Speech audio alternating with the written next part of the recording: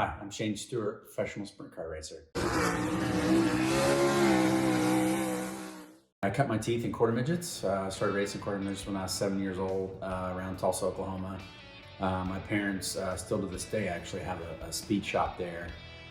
So the racing's kind of been in my family blood for a long, long time. But went from quarter midgets to a micro, ran micros around Tulsa as well for a few years, and then jumped into a 410 sprint car in the early 90s, and then started racing professionally in 2000. So been doing this and actually involved in this industry for a really long time, and I've enjoyed it, and the sport's been good to me, and I've been able to learn a lot of things that's actually helped me outside of racing, that racing has taught me, and it's been really good to me.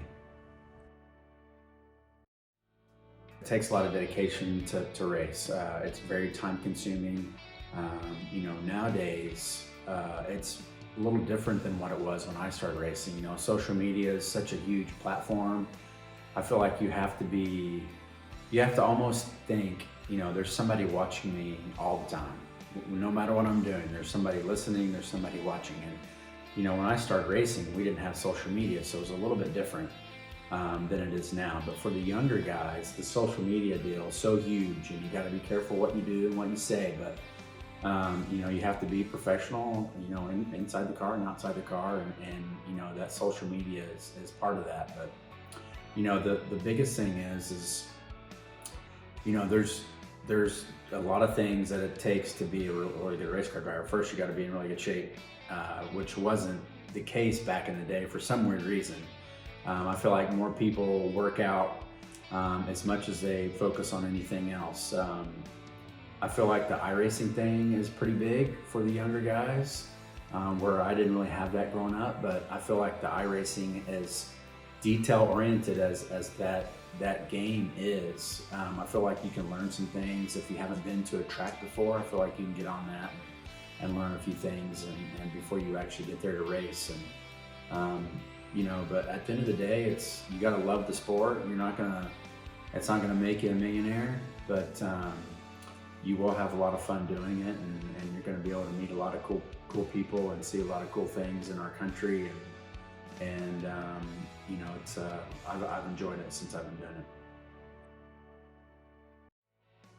I think the best advice I could give to parents is just be parents, be a mom and dad. Don't, it's like anything. You see parents get involved with the kids and pressure them to do things that the kids don't really want to do.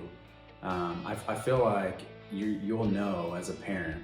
I'm not there yet, but I have younger kids, but I've seen it before in the racing industry where parents kind of force the kids to race, and the parents seem to enjoy it more so than the kids. But I think as a parent, you're going to know if your kid is going to enjoy racing. I mean, at the end of the day, racing takes up a lot of time. There's maintenance through the week, and then sometimes there's travel that takes place to get to the track. It's just an endless job, and it takes a lot of time, a lot of dedication to do it the right way. So I would say the best advice is just don't, let your kids will tell you if they're going to enjoy racing or not, and if they don't, then maybe you can try, something else.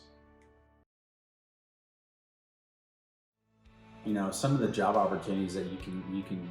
The thing is there's a lot of wealthy people that are involved in racing, and a lot of wealthy people involved in different types of businesses.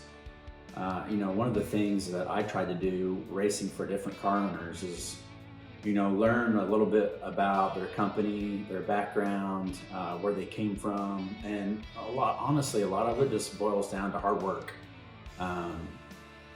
If you're dedicated and you love something and you put the hours in to make that company or whatever it is grow, you're more than likely going to be successful at it. But one of the things that I've tried to do is learn from each one of those car owners and people that I've met along the way, and it's led to different business opportunities that I wouldn't have had if I didn't pay attention to what they were telling me, or paying attention to how they invested their money. I feel like, you know, I've learned a lot of business things from those particular people, and it's actually helped me a lot outside of the race car.